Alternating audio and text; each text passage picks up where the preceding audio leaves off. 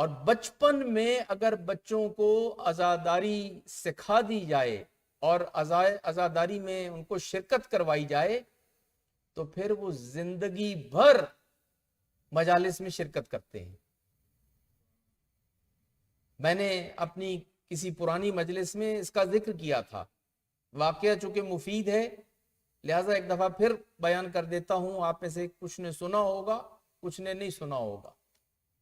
کئی سال پہلے میں محرم کا ایک عشرہ پڑھنے کے لیے بفلو گیا ہوا تھا, اور یہ عشرہ بفلو یونیورسٹی میں ہو رہا تھا. بفلو یونیورسٹی میں یہ محرم کی مجالس ہو رہی تھی, اور ایک بزرگ میرے بالکل سامنے کرسی پہ, سفید ریش, بڑی لمبی لمبی ان کی ریش تھی, اور وہ میرے سامنے بیٹھے ہوتے تھے. مجھے نہیں معلوم تھا یہ کون ہے, بڑی توجہ سے سنتے تھے اور مجلس سن کے چلے جاتے تھے. ہم تو گھر جاتے ہیں مجلس کے بعد لوگوں میں, سلام علیک کرنے والوں میں اور فیڈ بیک دینے والوں میں. بہت سارے لوگ ہیں جو دیکھتے ہیں کہ مولانا مصروف ہیں, وہ چلے جاتے ہیں, وہ بھی چلے جاتے تھے. ایک دن میں نے مجلس جب ختم ہو رہی تھی تو مجھے آ کے ملے اور مجھ سے کہنے لگے کہ کل رات آپ نے ایک ریفرنس دیا تھا مودودی صاحب کا اور ان کی کتاب کا. میں نے کہا ہاں میں نے دیا تھا, اور اتفاق سے وہ کتاب میرے ساتھ ہے, میں ساتھ لایا ہوا ہوں. اگر آپ کو چیک کرنا ہو حوالہ تو وہ کتاب میں لایا ہوں, میں کل لا کے آپ کو دکھا دوں گا. کہنے لگے نہیں مجھے کتاب دیکھنے کی ضرورت نہیں ہے, مجھے تو اپنے باپ کا نام سن کے کل بڑی خوشی ہوئی کہ ممبر سے ایام عزا میں کسی شیعہ عالم نے میرے باپ کا نام لیا اور اس کا ریفرنس دیا. اچھا اتنا تو ہمیں معلوم تھا کہ مودودی صاحب کے ایک بیٹے جو ڈاکٹر تھے اور وہ بفلو میں ہوتے تھے, یہ سنا ہوا تھا ہم نے, جو کہ مودودی صاحب کا انتقال بفلو میں ہوا تھا. اگر آپ کے علم میں ہو, وہ جب بیمار تھے نا اور گنٹھیا کے مریض تھے تو اپنی بیماری کے آخری ایام میں علاج کے لیے وہ امریکہ آئے, اور بفلو نہیں کہا جاتا تھا, نیو یارک کہا جاتا تھا پاکستان میں. ظاہر بفلو نیو یارک میں ہے, چھوٹا شہر ہے, تو خبروں میں یہ ہوتا تھا کہ مودودی صاحب علاج کے لیے نیو یارک گئے ہیں, اور نیو یارک میں یعنی بفلو میں ان کا علاج ہو رہا تھا, بیٹے ان کے ڈاکٹر تھے. تو اتنا تو معلوم تھا, لیکن یہ نہیں معلوم تھا کہ یہ جو ہر روز میرے سامنے بیٹھے ہوتے ہیں یہ مودودی صاحب کے بیٹے ہیں اور میرے سامنے بیٹھ کے مجلس سنتے ہیں. یہ تو میں نے کبھی سوچا بھی نہیں تھا. خیر مجلس تو ختم ہو چکی تھی, باتیں ہوئیں تو کہنے لگے مولانا یہ جو باتیں آپ کرتے ہیں نا کہ خاندان پیغمبر کے ساتھ اصحاب نے کیا سلوک کیا, یہ آپ تو تاریخ کے تذکرے کرتے ہیں نا, ہم نے اپنے باپ کے اصحاب کو دیکھا ہے اور ہمارے باپ کے اصحاب نے ہمارے ساتھ کیا سلوک کیا ہے یہ تو ہم خود دیکھ چکے. جماعت اسلامی میں بہت کچھ ہوا مودودی صاحب کے انتقال کے بعد. خیر باتیں شروع ہو گئیں, تو میں نے کہا آپ کیسے یہاں مجلس میں؟ جو بات انہوں نے سنائی وہ حاصل ہے اس پوری مجلس کا, آج کی مجلس کا. ابھی بھی وہ زندہ ہیں, شاید وہیں بفلو ہی میں ہوں گے, اس کو کوئی چیک کر سکتا ہے. وہ کہنے لگے کہ میرے باپ,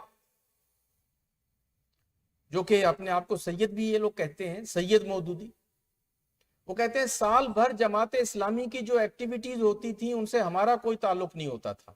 اور یہ بات بھی ساری دنیا جانتی ہے کہ مودودی نے اپنی بیوی اور اپنے بچوں کو اپنی سیاسی زندگی اور اپنی جماعتی زندگی میں کوئی رول نہیں دیا.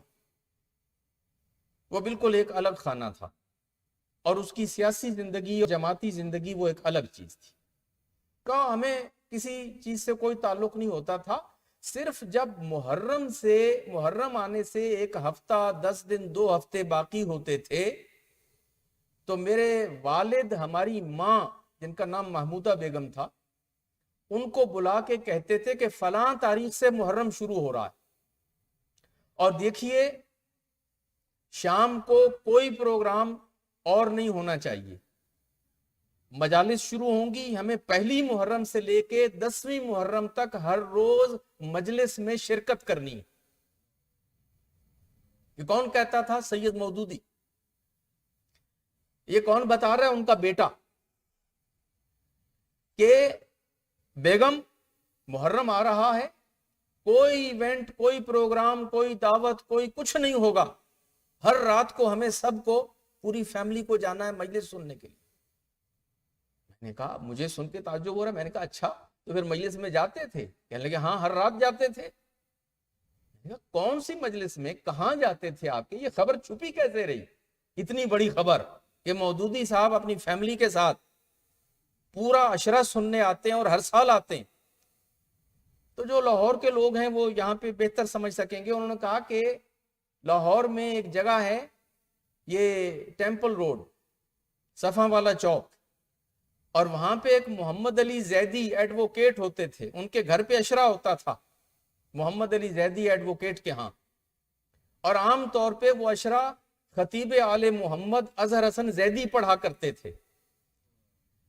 तो इंतजाम ये होता था कि मौदूदी साहब ने एडवोकेट मोहम्मद अली जैदी से कह रखा था कि देखो, घर के पिछले दरवाजे से मैं, मेरी बीवी और मेरे बच्चे आया करेंगे मजलिस शुरू होने से पहले, इससे पहले कि आपका ट्रैफिक शुरू हो, मोमिनीन आना शुरू हो, मोमिनात आना शुरू हो, हम सब के आने से पहले पूरी फैमिली आपके घर में पिछले दरवाजे से आ जाया करेंगे। और मजलिस होती थी सहन में, बरामदे में वो जो चिकें लगी होती थी, चिलमने, उस चेक या चिलमन के पीछे बरामदे में ये पूरी फैमिली बैठती थी। आपको मालूम है, आपके घरों में होंगे बरामदे, चिकें, चिलमने। उसमें होता यह है कि जो अंदर बैठे हैं वो तो बाहर वालों को देख रहे होते हैं, लेकिन जो बाहर में बैठे हैं सहन में, वो नहीं देख सकते कि अंदर कौन बैठा है या कोई बैठा है या नहीं। तो वो कहते हैं हम तो बैठे हुए जैदी साहब को देख रहे होते थे, मजमा देख रहे होते थे, मजलिस देख और सुन रहे होते थे, मगर सहन में जो मोमिनीन और मोमिनात मजलिस में होते थे उन्हें नहीं पता होता था कि अंदर कौन बैठा है। और इधर मजलिस खत्म हुई और इधर फौरन पिछले दरवाजे से हम लोग निकल जाते थे। अब नतीजा, उन्होंने कहा कि मौलाना, वो जो बचपन में इतने साल बाकायदगी के साथ हमें माँ बाप उंगली पकड़ के लेके गए ना मजलिस में, अब उसका नतीजा ये है कि दाढ़ी हमारी सफेद और इतनी लंबी हो गई है, और हम शिया नहीं हैं, हमारे घर में कश्मीरन है और वहाबन है, और वो दुश्मन है अहले बैत की। लेकिन इसके बावजूद मुहर्रम जैसे ही आता है हम घर में नहीं बैठ सकते जब तक मजलिस में ना जाएं, जब तक फर्शे अदा पे ना बैठे। ये बचपन में माँ बाप के साथ मजलिस में जाने के नतीजे में ऐसी आदत पड़ी है कि अब मैं मजलिस सुनने के लिए हर साल टोरंटो जाता हूं। कहां बफलो, कहां टोरंटो। वो कहते हैं मैं टोरंटो मजलिस सुनने के लिए हर रात जाता था। ये तो हमारे लिए बड़ा अच्छा हुआ कि इस साल मजालिस बफलो ही में हो गई, तो मुझे मौका मिला कि टोरंटो नहीं जाना पड़ा और मैं आपकी मजलिस में आ रहा हूं। तो अजीजाने गिरामी, हर रोज बच्चों की उंगली पकड़ के उनको साथ लाने से नतीजा ये होता है कि बाद में हम रहें ना रहें, हम होंगे या ना होंगे, लेकिन इन बच्चों की फितरत में ये बात पड़ जाएगी, उनकी सरिश्त में ये बात पड़ जाएगी। जवानी में हो सकता है कि वो कुछ अरसा ना आए, लेकिन ये चीज ऐसी है कि इवेंचुअली वो they will come back to their roots, और उनको चैन नहीं मिलेगा मुहर्रम के अय्याम में जब तक कि वो आके मजलिस हुसैन को समात नहीं करेंगे और फर्शे अज़ा पे नहीं बैठेंगे। एक सलावत पढ़िए बाबा।